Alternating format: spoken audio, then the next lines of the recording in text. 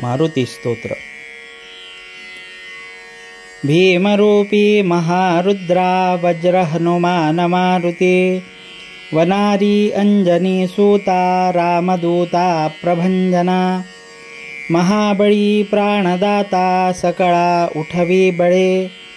सौख्यकारी दुःखहारी दूत वैष्णवगायका, दीनानाथा हरी रूपा सुंदरा जगदंतरा,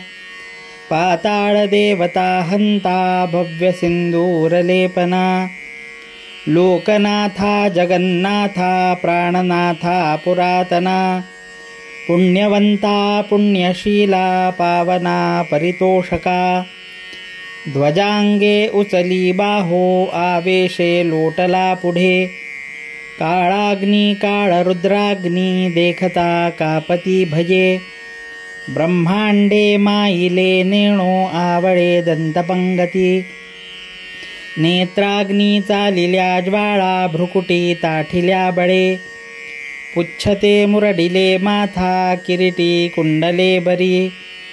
सुवर्णकटिका सोटी घंटा किंकिणी नागरा, ठकारे पर्वता ऐसा नेटका सडपातळू, चपळांग पाहता मोठे महाविद्युल्लते परी, कोटीच्या कोटी उड्डाणे झेपावे उत्तरेकडे, मंद्राद्री सारिखा द्रोणो क्रोधे उत्पाटिला बळे, आणिला मागुती नेला आला गेला मनोगती, मनासी टाकिले मागे गतीसी तुळना नसे, अणुपासो निब्रह्मांडा एवढा होत जातसे, तयासी तुळना कोठे मेरु मंदार धाकुटे, ब्रह्मांडा भोवते वेढे वज्रपुच्छे करू शके,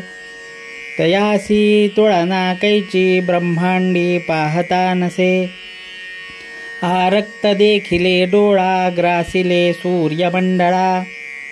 वाढता वाढता वाढे भेदिले शून्यमंडळा, धनधान्य पशुवृद्धी पुत्रपौत्र समग्रही, पावती रूप विद्यादी स्तोत्र पाठे करूनिया, भूतप्रेत संबंधादी रोगव्याधी समस्तही, नासती तुटती चिंता आनंदे भीमदर्शने, हे धरा पंधरा श्लोकी लाभली शोभली बरी, दृढदेहो निसंदेहो संख्या चंद्रकळा गुणे,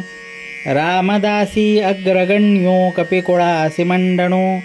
रामरूपी अंतरात्मा दर्शने दोषनासती, इति श्री रामदासकृतं संकटनिरसनं मारुतिस्तोत्रं संपूर्णम्।